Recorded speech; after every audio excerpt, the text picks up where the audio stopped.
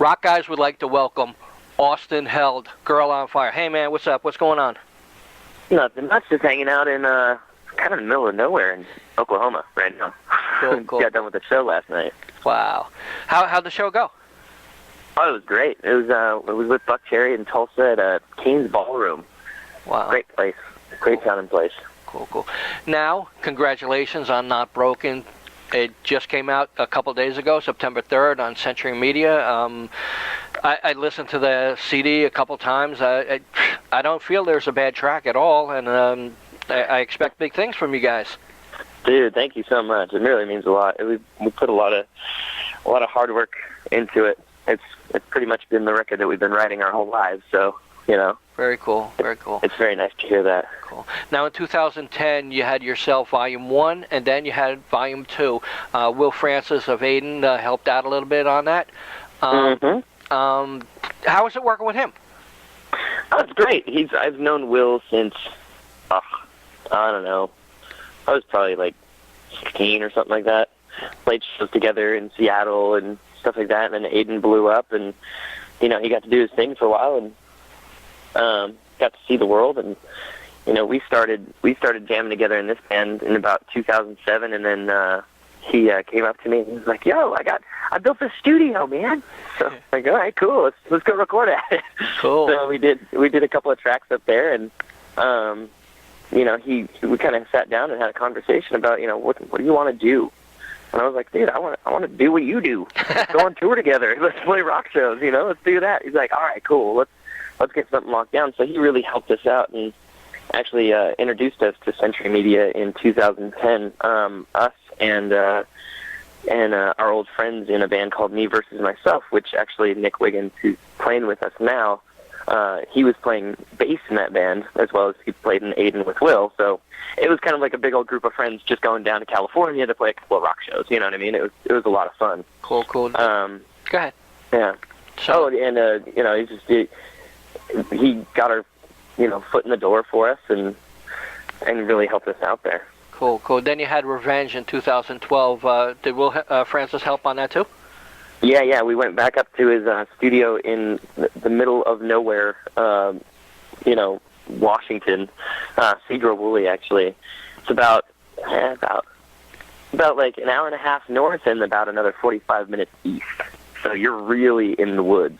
Like one of the guys, one of our engineers, actually drove up into the wrong lot and was faced with a shotgun the first time he went there. So yeah, it's very, very, very rural. So people are doing things up there that maybe they shouldn't be, but I'm not gonna complain. Cool. But yeah, no, we went back into the studio and we actually recorded. We recorded 13 tracks. Right. And we initially had an idea to release this certain record that we had written throughout all of 2010, really. After we shopped to the label and we signed the contract, you know, we were in the whole process of writing this record. And it was good. We didn't feel like it was fully there yet. Right. You know what I mean? Like, we still felt that we needed to grow, we needed to learn, and we needed to go out and experience the road some more, obviously, and dive into our writing game a little bit more, too. So the idea was, you know, we'll release this EP because these 5 songs sound like the most, what's the best way to put it, the most immature out of the 13, you know, and then use some of these other songs out of these, you know, these 8 that are left over, use some of these songs and put them on as a whole other record and, you know, just write some more. Right. To finish it off. And so we were like, okay, cool. You know, we released Revenge, and, you know, we toured with Get Scared and Dr. Acula in September and October of 2011, and, you know, kept writing, of course. Right. And started sending demos to the label and like, hey, here's this idea, and this is kind of what we're feeling, and we want to do something like this, blah, blah, blah, blah, you know. And so they kind of got the idea a little bit more about where we wanted to go. And we eventually took all of 2012 and wrote Not Broken. And I think we only kept one song from that batch of 8, which is Automatic Hurt. Right. and we even took a song from Volume 2, Break These Chains, and we reworked it a little bit and threw it on Not Broken, just because that's the song that really got us picked up by Century, and that's the song that sparked their interest in us. So we figured, that's a good song. Let's keep jamming it for another 50 years. Cool. Yeah, definitely. I mean, I was reading some of the comments on like Amazon and stuff like that, and just amazing. That song is amazing, and I'm glad you did put it on the new album anyway. Thank you. You know, and you also won the Battle of the Bands, Ernie Ball, a couple times and stuff like that. Did that help at all, like in, fans latching onto the band? Well, it did, and it was a lot of fun. It was definitely, to win the Battle of the Bands for like Warped Tour at the time. I mean, geez, that was I was 22 or something like that, and that was just a goal of mine since I was in high school. I wasn't going to go to Warped Tour until I played it. Right. And we all loved Warped Tour and stuff like that. But we were kind of a different band then too. Like we were kind of in the screamo scene, and trying to fit in there. Right. But overall, I mean, it wasn't necessarily something that I guess we were all that into. Like we loved the experience, and the Ernie Ball stuff that helped us out pretty well. We actually won it in the Portland area, so we played the Portland Warped Tours 2 years in a row, that was great. It was our first taste of like festival style shows. Definitely. And kind of didn't want to let that go. Right, yeah. I mean, listen to the early stuff. You definitely fit in that screamo type thing, but that got a little bit generic after a while for all the bands.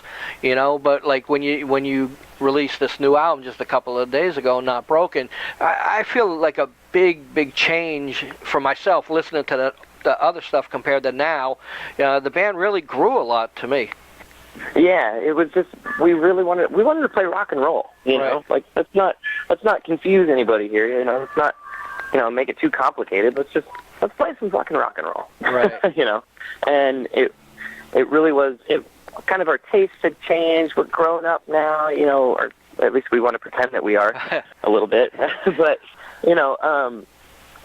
it just you gotta change and challenge yourself as a musician so you keep growing and keep yourself interested and loving what you do. Right. And so that was definitely something that we'd all wanted to work on, was our songwriting. And okay, what can we write? What do we have the ability to do? And this record has just shown us a lot more than what we actually knew we could be. Cool. Now the song "The Takedown." I mean, it's the first video and stuff, and looking at like past videos and stuff on YouTube, you got a little bit of hits, but now The Takedown, 50,000 views. What goes through your mind with that? Dude, I didn't even know it was at 50,000 views. That's awesome. Yeah, 50,000. I watched it this morning.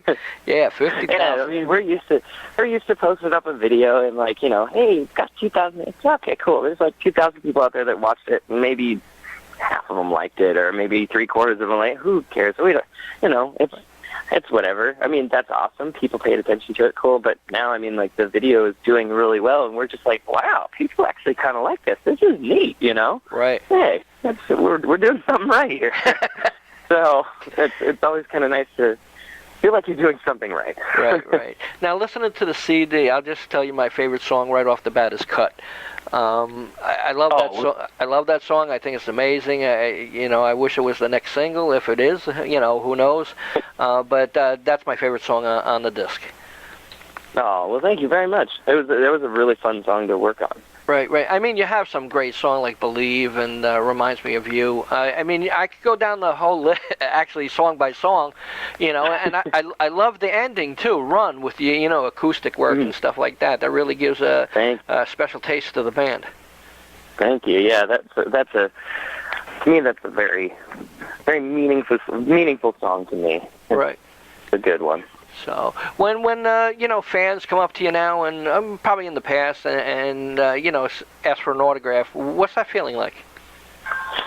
It's pretty rad. I mean, I've been playing in bands since I was like 17. Right. So I mean, like the first time it happened was like in the middle of Washington, like Yakima, and there's nothing to do in Yakima, Washington. Right. If there's a rock show, there's like 300 kids at that rock show, and they want you to sign Converse, they want you to sign CDs, they want you to sign anything that they can think of. And so, like, that feeling was just like, wow, this is rad. Now it's just like, well, of course I'm going to sign your stuff. Like, why wouldn't I? Like, come on. Like, people are like, oh, do you mind? I'm like, well, of course I mind. Of course not. Get over here. Let's take a picture, too. We're really good about that stuff, and it's really just fun. We're just trying to make friends and, have a good time. Cool. Is there any special things you guys ask for when you're out on tour? I mean, I guess there is, but it doesn't necessarily mean we get it. Right. I mean, water. Yeah. Water is good. Food is good. Anything but ramen is fantastic. Right. We don't have high expectations whatsoever. We're Right. just very like, as long as we get to play rock shows, you know what I mean? Like we're very cool about anything. I'm sure one of these days, us being the guys that we are, we'll probably goof off and make some ridiculous rider. Right. That has to involve like the green room being painted pink and it's got to be filled with teddy bears and puppies and kittens. So who knows? Cool. But Cool. so It's like being able to do what you really like, a dream come true for you. oh, definitely. I mean, I can say for everybody. I mean, this is kind of just what made sense with all of our lives. Like this is just something that we've all wanted to do our entire lives. I mean, Harry and Nick have been playing music together for, longer than I've known them. I mean, they've been jammed together since middle school probably, and I've been playing guitar and singing. I mean, I've been singing since I was like maybe 10 or earlier, and then playing guitar since I was 13. And Josh has first played saxophone and piano, so he's kind of more classically trained. And then Wiggins is bass player, guitar player extraordinaire. We've all just been doing this for a long time, and to work an office job or something like that, you don't really have time for music. Right. So why not create your own job where you can play music all the time? Very cool. So it's pretty fun. Now, with a new band coming up, not particularly you, but another new band that was coming up, what would you tell them about the music industry that you learned? You got to do what you got to do. You got to make the best decisions for yourself, and that's the first thing you got to think about. You got to think about you and your group. Right. Uh-huh. And there's nothing should ever come between that connection. The most important connection is the connection between everybody in the band, and everything else can, be pushed to the side. Cool. But when it comes to being in a band, you have to live with each other for, in very, very close quarters. Like us, we're in a van, and we don't rip each other's heads off because we're all good friends and we all understand that the connection and the relationship between the five of us and, the six of us, because we have our merch guy with us, it's the most important relationship, and it's the thing that keeps you going, Cool. Sometimes you have, everybody's got their bad days and everybody's got their great days, and it's just like anything else. But when you're surrounded by people that you love and that love you, it's just like, it's family, you know what I mean? Yeah. So for any other new band out there, just make sure you're with the right people and it's right, and you have to make the best decision for yourself as well, but keep those people in mind. As far as the industry goes, good luck. It's a whole other beast, Right. It's not like being a local band. It is different, but it's fun and it's really intriguing to me, so I'm kind of stoked about it. Cool. When Century Media approached you to sign you guys, did you ever have second thoughts? Because Century Media is a little bit heavier music than actually what your band is, and they're starting to turn around a little bit. I think I'm looking at some of the bands and stuff, but I was just wondering, you're seeing a lot of death metal, black metal, and then you see Girl on Fire. Exactly. Right. Throwing a little monkey wrench in there. Yeah. No, when we first signed with them, we signed with them on Black Friday 2010. Right. And they came to us with this idea of this new record label that they were going to try out called Hollywood Waste. Right. And it was more of like Kyle Parsons actually works at Fearless Records now. It was his little brainchild, and it was more based on those teen scream bands type of thing. And we already knew that we didn't really want to go in that direction, so that Hollywood Waste for us was kind of a stepping stone, you know? Right. Our foot in the door and something to release a record on, and hey, let's get to touring and let's get around to this. And so, I mean, there was a little bit of a second thought to like, all right, we are getting signed to a metal label, you know, we're probably going to get hated. And people are just not going to like us because I sound like a chick. We don't have breakdowns. You know, the only time I do my gnarly screams is probably live, you know, and that's fine with me. But just remember, we're going to get hated. So we've actually been pretty well accepted into the community, which has been nice. You know, there's some people that whatever, but for the most part, a lot of Century fans have actually been pretty cool. And then even, you know, Century Media, the label itself, they're all super nice. They've all welcomed us with open arms, and you know, because they know us as people, you know, not necessarily just as the band. Oh, they're not, you know, they're not some awesome death metal band. They're just these pansy little rockers, you know.